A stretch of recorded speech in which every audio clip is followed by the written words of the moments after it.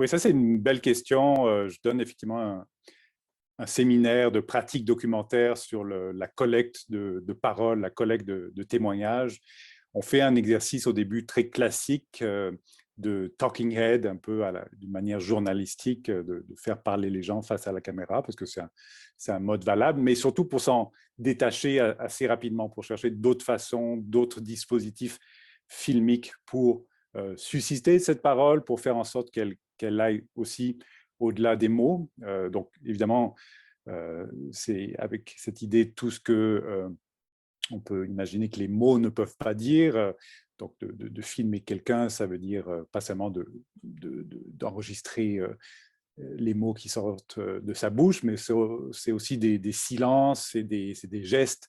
c'est des interactions entre des personnages, des interactions entre la personne qui est filmée et son environnement ou des objets spatiaux.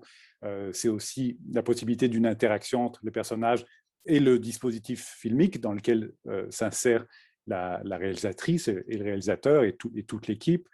Puis c'est aussi la possibilité d'inclure ces gens, ces participants humains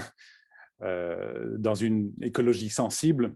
de les faire, donc, comme je dirais, interagir avec des éléments spatiaux, mais aussi des sons et des sortes de sensations beaucoup plus globales qui sont par ailleurs des choses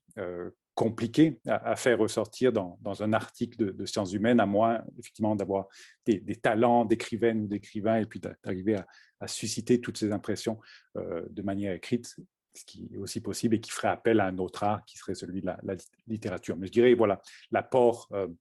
du documentaire sur la parole des sujets humains, ça serait celle-là.